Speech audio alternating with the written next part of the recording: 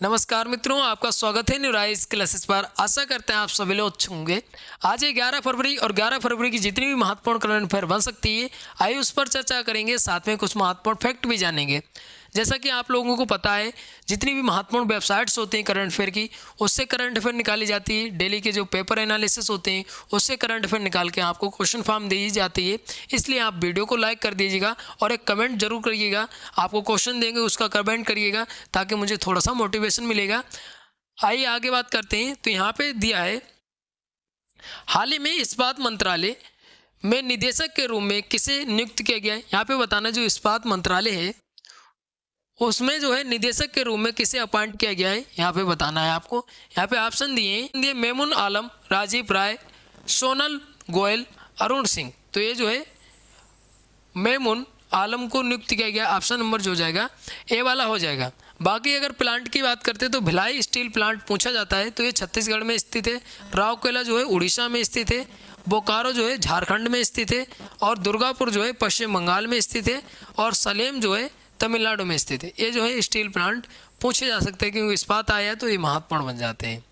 आइए आगे बात करते हैं। तो यहाँ पे अगला प्रश्न दिया है, उद्योग आंतरिक व्यापार संवर्धन विभाग ने लॉजिस्टिक बुनियादी विकास के लिए किसके साथ समझौता किया है। तो यहाँ पे बताना है, जो उद्योग आंतरिक व्यापार संवर्धन विभाग है उसने जो है लॉजिस्टिक और बुनियादी विकास के लिए समझौता किया है, वो किसके साथ किया है ये बताना है। तो इसका जो राइट आंसर हो जाएगा वो आंसर नंबर सी वाला हो जाएगा। कोरिया ट्रांसपोर्ट इंस्टीट्यूट के साथ किया है। ऑप्शन नंबर जो है सी वाला सही हो जाएगा। आइए आगे बात करते हैं। तो यहाँ पे अगला प्रश्न दिया, 38वें राष्ट्रीय खेलों में मुक्केबाजी के किस वर्ग में लवलीना बोरगोहेन ने गोल्ड मेडल जीता। तो यहाँ पे जो जीता है किस कैटेगरी में जीता है, तो ये जो है ऑप्शन नंबर सी वाला हो जाएगा। 75 किलोग्राम वर्ग में जीता है। ऑप्शन नंबर सी वाला सही हो जाएगा। अब 38वें राष्ट्रीय खेलों की बात आई है, तो इसमें बात करते हैं। इसका जो आयोजन हो रहा है 14 फरवरी तक इसका आयोजन किया जा रहा है, ठीक है। और इसका उद्घाटन जो किया है वो पीएम मोदी जी ने किया है। और कहाँ पे आयोजित हो रहे हैं, तो उत्तराखंड में। कहाँ पे, तो उत्तराखंड में आयोजित हो रहे हैं, उत्तराखंड के देहरादून में, ठीक है। देहरादून में उत्तराखंड के 11 जिलों में ये आयोजित किए जा रहे हैं, याद रखिएगा। उसके अलावा अगर बात करते हैं तो उत्तराखंड ने जो है 49 पदक जीते हैं और 11वें नंबर पे आया है, ठीक है। अभी चल रहा है, हो सकते हैं और भी पदक आ जाएं, लेकिन अभी 14 फरवरी को जो फाइनल होगा उस पर बात करते हैं। कुल मिला के आपको याद रखना है 38वें राष्ट्रीय खेलों का उद्घाटन किसने किया, कहाँ पे आयोजित किए जा रहे हैं, इतनी चीज़ें आपको याद रखनी है। आइए आगे बात करते हैं। अगला प्रश्न है, भारत ने हाल ही में किस देश के साथ सैन्य अभ्यास साइक्लोन का आयोजन किया। तो ये किसके साथ किया है, यहाँ पे श्रीलंका दिया है, वियतनाम दिया है, सिंगापुर दिया है, मिस्र दिया है। तो ये जो किया है किसके साथ किया है, ऑप्शन नंबर डी वाला सही हो जाएगा। मिस्र के साथ किया है। कब से, तो 10 फरवरी से जो है स्टार्ट हुआ है। कहाँ पे, तो राजस्थान में महाजन फील्ड फायरिंग रेंज में शुरू होता है और 14 दिन ये चलेगा। 14 दिन चलेगा। और ये कौन सा संस्करण है साइक्लोन का, तो तीसरा संस्करण है। ये भी पूछा जा सकता है। और सबसे ज़्यादा ये पूछा जाता है कि साइक्लोन युद्ध अभ्यास जो है किन देशों के बीच होता है, फिर संस्करण भी पूछा जा सकता है। अभी हाल ही में जो यूपीपीसीएस की परीक्षा हुई थी दिसंबर में, उसमें डेट भी पूछ ली थी, तो आप डेट भी याद रखिएगा, फरवरी 2025 में होता है। और एक अभ्यास और चल रहा है, कौन सा, तो एकूबेरिन। तो ये किन देशों के बीच चल रहा है, तो अपना भारत है, भारत और जो है मालदीव के बीच चल रहा है युद्ध अभ्यास, याद रखिएगा। आइए आगे बात करते हैं। आगे दिया, किसे हाल ही में सिटी बैंक के नए भारत उप महाद्वीप उप कलेक्टर बैंकिंग प्रमुख के रूप में नियुक्त किया गया है। तो किसे नियुक्त किया गया है, तो इसका जो राइट आंसर हो जाएगा वो आंसर नंबर डी वाला हो जाएगा। के बाला सुब्रमण्यम को नियुक्त किया गया। इन्होंने स्थान लिया, आशु खुल्लर जी का स्थान लिया, याद रखिएगा। तो यहाँ पे इनका इमेज लगा हुआ है, इनको नियुक्त किया गया है।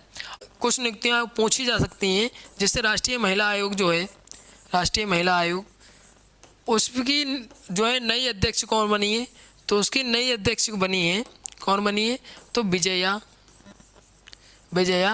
राहटकर ये बनी है। उसके अलावा बात करते हैं कि राष्ट्रीय मानवाधिकार आयोग के तो जो है कौन बने, तो वी राम सुब्रमण्यम पी राम सुब्रमण्यम बने, ठीक है, ये किसके हैं, तो राष्ट्रीय मानवाधिकार के, ठीक है, राष्ट्रीय मानवाधिकार के बने हैं। फिर उसके बाद अगर बात करते हैं सुप्रीम कोर्ट के, सुप्रीम कोर्ट के जो है 51 नंबर के मुख्य न्यायाधीश बने। 51 नंबर के मुख्य न्यायाधीश कौन बने, तो संजीव खन्ना जी बने, संजीव खन्ना जी बने। उसके अलावा अगर बात करते हैं कि जो है नियंत्रक महालेखा परीक्षक, नियंत्रक महालेखा परीक्षक कौन बने, तो ये जो बने के संजय मूर्ति जी, के संजय मूर्ति जी। और फिर बात करते हैं कि आरबीआई के गवर्नर कौन बने, तो आरबीआई के गवर्नर की बात करते हैं तो ये जो बने हैं संजय मल्होत्रा जी, संजय मल्होत्रा जी बने, संजय मल्होत्रा जी बने। अब देखिए सा से ये सबके नाम है, ये महत्वपूर्ण नियुक्तियां हैं, याद रखिएगा। उसके अलावा अगर बात करते हैं कि जो है यूपीएससी, जो यूपीएससी है उसकी अध्यक्ष नई कौन बनाएंगे, तो प्रीति सूदन है, प्रीति सूदन, तो इनका नाम याद रखिएगा, प्रीति सूदन जो है यूपीएससी की नई अध्यक्ष हैं। इतनी चीज़ें यहाँ पे याद रखना है। और जो है नियुक्तियाँ पूछी जा सकती हैं, एक नियुक्ति और पूछी जा सकती है कि किसकी, तो ये जो है अभी हाल ही में एसएससी जीडी का जो पेपर हुआ था, एसएससी जीडी का पेपर हुआ था, उसमें पूछा गया था जो है भारत के राजदूत जो है अमेरिका में कौन है, तो भारत के राजदूत जो है विनय कुमार कवत्रा, ठीक है। और मैंने स्पेशली राजदूत के बारे में वीडियो बनाई है, अभी हाल ही में अपलोड की है, तो आप नए राजदूत जितने भी बनाए गए हैं उनकी वीडियो अपलोड है, आप चैनल पे जाके देख सकते हैं। इतनी नियुक्तियां याद रखना, अगर आपने नियुक्तियों वाली वीडियो नहीं देखी है तो आप चैनल पे जाके देख सकते हैं। मैंने 5-6 मिनट की जो वीडियो बनाई है वो बहुत महत्वपूर्ण, जैसे जो है भारत रत्न के बारे में, पद्म पुरस्कार के बारे में, जो है नए राजदूतों के बारे में, ये स्पेशली वीडियो बनाई 4-5 मिनट की। एसएससी जीडी का एग्ज़ाम चल रहा है इसलिए महत्वपूर्ण बन जाती हैं, याद रखिएगा। आइए आगे बात करते हैं। अगला दिया हाल ही में अंडर-19 महिला T20 विश्व कप में शतक लगाने वाली पहली महिला बल्लेबाज कौन बनी है, तो ये महिला का है, तो ये सबसे ज़्यादा पूछा जाता है। तो ये यहाँ पे ऑप्शन दिए, तो इसका जो राइट आंसर हो जाएगा वो आंसर नंबर 2 वाला हो जाएगा, त्रिशा गोडगार्डी, ये बनी। आइए आगे बात करते हैं इनके बारे में। ये जो है न्यूज़पेपर है किसका है, तो ये जो है जनसत्ता का न्यूज़पेपर है, जनसत्ता का न्यूज़पेपर है, उसमें ये कटिंग लगी हुई है जनसत्ता न्यूज़पेपर की। तो इसमें अगर बात करते हैं ये कहाँ की रहने वाली हैं, इनका जन्म कहाँ पे हुआ था, तो ये इनका जन्म होता है 15 दिसंबर 2005 में जन्म होता है। कहाँ पे, तो तेलंगाना में। कहाँ पे, तो तेलंगाना में। इनका राज्य पूछा जा सकता है, देखिए जब भी करंट से प्रश्न बनता है तो उससे रिलेटेड भी प्रश्न पूछा जाता है। इनका अगर तेलंगाना का जिला पूछ लिया जाए तो निजामाबाद जिला है, यहाँ पे जन्म होता है इनका। इतनी चीज़ यहाँ पे याद रखिएगा। और कितने वर्ष की हैं, तो 19 साल की हैं, सबसे कम उम्र की बनी है, याद रखिए, त्रिशा जी याद रखिए नाम इनका। और कहाँ की रहने वाली है, जिला पूछा जा सकता है। तो इन्होंने 110 रन बनाए हैं, 110 रन बनाए, कितनी गेंदों में, तो 59 गेंदों में 110 रन बनाए हैं, किसमें, तो अंडर-19 महिला T20 विश्व कप में। तो इतना महत्वपूर्ण बन जाता है, इनका नाम याद रखिएगा। आपको ये इनका राज्य याद रखिएगा, इन्होंने किसमें जो है कौन से क्रिकेट में इन्होंने रन बनाए, इतनी चीज़ महत्वपूर्ण बन जाती है, याद रखिएगा। आइए आगे बात करते हैं। यहाँ पे अगला प्रश्न दिया, हाल ही में यूनानी दिवस 2025 अंतर्राष्ट्रीय सम्मेलन कहाँ आयोजित किया जा रहा है, तो यहाँ पे बताना कहाँ पे आयोजित किया जा रहा है। तो यहाँ पे लखनऊ दिया है, चेन्नई दिया है, मुंबई दिया है, नई दिल्ली दिया है। तो ये जो है आयोजित किया जा रहा है कहाँ पे, तो नई दिल्ली में आयोजित किया जा रहा है। कहाँ पे, तो नई दिल्ली में आयोजित किया जा रहा है, याद रखिएगा। और नई दिल्ली में ही बात करें तो अभी हाल ही में जो है विश्व पुस्तक मेले का आयोजन भी किया गया। विश्व पुस्तक मेला जो आयोजित किया गया वो कब, तो नई दिल्ली में आयोजित किया गया, 1 से 9 फरवरी तक आयोजित किया गया, ठीक है। इसका उद्घाटन जो किया गया था वो प्रेसिडेंट के द्वारा किया गया था, ठीक है। इसका उद्घाटन जो विश्व पुस्तक मेले का उद्घाटन भी जो है प्रेसिडेंट के द्वारा किया गया था, और 9 फरवरी तक ये चला था मेला। इतनी चीज़ आपको याद रखनी है। आइए आगे बात करते हैं। तो यहाँ पे जो है एक कटिंग लगी हुई है, ये जनसत्ता में न्यूज़पेपर की कटिंग है, जनसत्ता न्यूज़पेपर की तो न्यूज़पेपर भी ये आप जाइएगा देखिएगा, अगर न्यूज़पेपर आप पढ़ते होंगे तो आपको पता होगा। ये जनसत्ता का न्यूज़पेपर है, इसमें दिया है यूनानी दिवस 2025, यूनानी दिवस 2025 और अंतर्राष्ट्रीय सम्मेलन। तो इसमें जो है एक थीम है, क्या है, तो एकीकृत, इसका जो है लक्ष्य है एकीकृत स्वास्थ्य समाधान के लिए यूनानी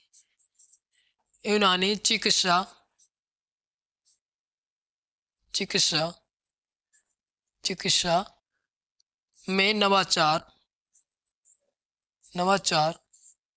नवाचार एक नई दिशा। तो ये जो है इसका लक्ष्य, याद रखिए, लक्ष्य मानिए, थीम मानिए, ये महत्वपूर्ण बन जाता है, ठीक है। तो ये जो है, और इसमें कब से कब तक आयोजित किया जा रहा है, तो ये भी महत्वपूर्ण बन जाता है। ये जो है 11 से 12 फरवरी तक ये चलेगा, 11 से 12 फरवरी तक चलेगा। और कहाँ पे आयोजित किया जा रहा है, तो ये जो विज्ञान भवन में, कहाँ पे, तो विज्ञान भवन में आयोजित किया जा रहा है। और ये विज्ञान भवन कहाँ, तो नई दिल्ली में। और वो जो है आयोजित किया गया था, विश्व पुस्तक मेला जो आयोजित किया गया था, वो कहाँ पे, तो भारत मंडपम में आयोजित किया गया था, ठीक है, नई दिल्ली में आयोजित किया जा रहा है। इसमें जो है जो चीफ गेस्ट होंगी, मतलब मुख्य अतिथि होंगी, वो हमारी जो प्रेसिडेंट है वो होंगी यहाँ पे जो है। और एक किसके द्वारा आयोजित किया जा रहा है, ये भी महत्वपूर्ण बन जाता है। ये तो केंद्रीय यूनानी चिकित्सा अनुसंधान परिषद के द्वारा आयोजित किया जा रहा है, ठीक है। और ये जो है किस मंत्रालय के तहत, तो आयुष मंत्रालय के तहत ये जो है आयोजित किया जा रहा है, ये महत्वपूर्ण बन जाता है, ठीक है। विभाग कौन सा है और जो है मंत्रालय कौन सा है, तो ये महत्वपूर्ण बन जाता है, याद रखिएगा। तो इतनी चीज़ आपको इसके बारे में याद रखनी है। आइए आगे बात करते हैं।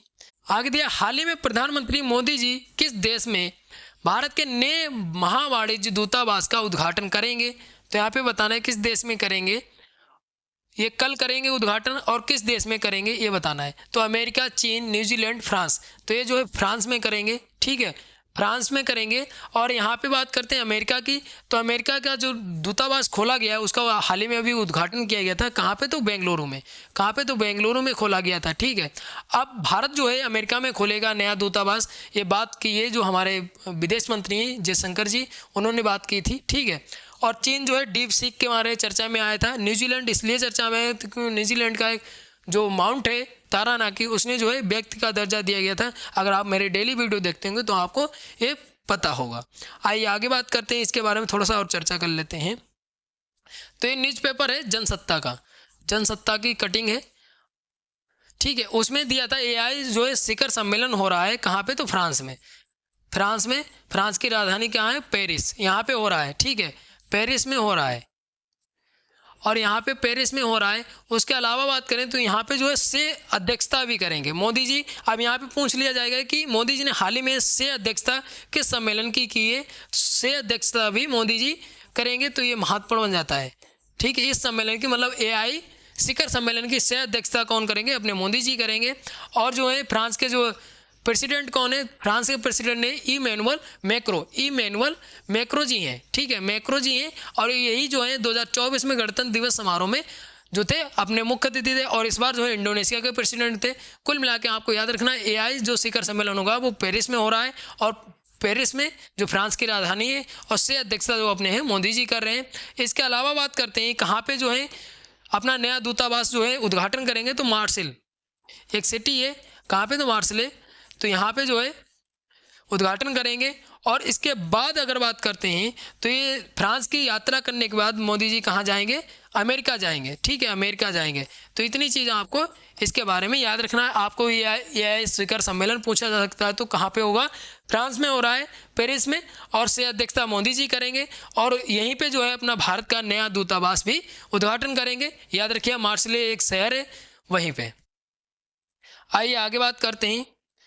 अगला यहाँ पे दिया है, हाल ही में केंद्रीय स्वास्थ्य मंत्री JP नड्डा ने भारत को कब तक फाइलेरिया मुक्त बनाने की घोषणा की है। तो यहाँ पे केंद्रीय स्वास्थ्य मंत्री JP नड्डा जी, ये आपको पता ही चल गया। और यहाँ पे बताना है भारत को फाइलेरिया मुक्त बनाने की जो है घोषणा कब तक की है, कब तक हो जाएगा ये जो है घोषणा, तो यहाँ पे 2030 दिया है, 2070 दिया है, 2047 दिया है, 2027 दिया है। तो ये जो 2027 तक घोषणा की है, ठीक है, 2027 तक। अगर बात करते हैं 2030 तक क्या लक्ष्य है, तो मीथेन, जो मीथेन है उसको जो है नेट जीरो करने की बात की है, और 2070 तक जो है कार्बन को नेट जीरो करने की बात की गई है। और उसके बाद जो है क्या है, कार्बन उत्सर्जन मतलब नेट जीरो कर देंगे, ये जो है लक्ष्य रखा गया था। उसके बाद 2047 जो है विकसित भारत की जो है विकसित भारत का जो है लक्ष्य 2047 तक। तो ये जो है ये डेटें याद रखिएगा। तो 2027 तक जो है क्या होगा, 2027 तक जो है फाइलेरिया मुक्त बनाने की घोषणा की है, अपने स्वास्थ्य मंत्री हैं, ठीक है। आइए अब बात करते हैं। तो यहाँ पे जो है दैनिक जागरण की कटिंग है, दैनिक जागरण जो आज का न्यूज़पेपर है उसमें दिया था। तो ये जो है 2027 तक क्या है, फाइलेरिया मुक्त बनाने की बात की है। अब यहाँ पे दूसरी महत्वपूर्ण बन जाती है कि 2027 ये महत्वपूर्ण बन जाता है। उसके अलावा बात करते हैं, इन्होंने बताया लगभग 13 ऐसे राज्य हैं। कितने, तो 13 ऐसे राज्य हैं जहाँ पे जो है ज़्यादा संक्रमण है फाइलेरिया का। तो वहाँ पे जो इन्होंने कहा है कौन सा कार्यक्रम चलता है, तो वार्षिक राष्ट्रव्यापी सामूहिक औषधि कार्यक्रम जो है उसके तहत इन्होंने ये कहा है कि ये जो है 2027 तक फाइलेरिया मुक्त कर देंगे। ये बात की 13 राज्यों में जो है इसमें प्रभावित होगा, और 13 राज्यों के 111 प्रभावित जिलों में घर घर में जाकर जो है इसके फाइलेरिया की रोकथाम के लिए दवाई दी जाएगी। और इसमें एक महत्वपूर्ण ये बन जाता है कि इसमें जो है क्या कहा गया है, तो इसमें दवाइयाँ दी गई हैं। तो दवाइयाँ जो हैं घर घर जाकर बांटी जाएंगी, ये बात की गई है, इसमें याद रखिएगा। कुल मिला के आपको याद रखना है इसका लक्ष्य कब तक रहे, 2027 तक है। और लगभग 13 राज्यों में जो है 13 राज्यों के 111 जिले हैं जो ज़्यादा प्रभावित हैं। इसमें इतनी चीज़ें आपको याद रखनी है। आइए आगे बात करते हैं। तो यहाँ पे दूसरी बात करते हैं, यहाँ पे एक नाम महत्वपूर्ण बन जाता है आज की है न्यूज़पेपर। स्वतंत्रता संग्राम में दामोदर स्वरूप सेठ का था अहम योगदान। तो आइए जानते हैं इनका योगदान क्या रहा था। ये चर्चा में इसलिए आए क्योंकि आज के दिन मतलब 11 फरवरी 1896 में इनका जन्म होता है बरेली में। अब बरेली में होता है तो यूपी स्पेशल के लिए महत्वपूर्ण बन जाता है, ठीक है, यूपी स्पेशल के लिए महत्वपूर्ण है। इनका जन्म होता है, ये इलाहाबाद जो है अपना स्टडी करने के लिए चले गए थे। उसके बाद इनका जो है सहयोग रहा है 1925 में काकोरी जो कांड हुआ था उसमें जो है इनका अहम भूमिका रहा है। उसके अलावा अगर बात करते हैं तो ये इन्होंने प्रवक्ता भी रहे। आगे दिया 24 फरवरी 1938 में इन्होंने एक भाषण दिया था अजमेर राजस्थान में, और उसकी वजह से भाषण देने की वजह से जेल भी जाना पड़ा इनको। उसके अलावा बात करते हैं अखिल भारतीय कांग्रेस कमेटी और उप सत्याग्रह परिषद जैसे में इनको जो संगठन थे उसमें इनका भी सदस्य थे, और ये भी इनकी भूमिका रही है उसमें। ये इतनी चीज़ इनके बारे में याद रखना। इनका नाम पूछा जा सकता है, कहाँ पे जन्म होता है, क्योंकि ये स्वतंत्रता संग्राम सेनानी थे इसलिए महत्वपूर्ण बन जाता है। तो यहाँ पे जितनी भी 11 फरवरी की महत्वपूर्ण घटनाएं थी यहाँ पे चर्चा किया है। आशा करते हैं आपको वीडियो अच्छी लगी होगी। अच्छी लगी तो लाइक शेयर कमेंट करिए, और कोई डाउट बचता है तो आप कमेंट करके पूछ सकते हैं। मिलते हैं अगली वीडियो में, तब तक के लिए धन्यवाद।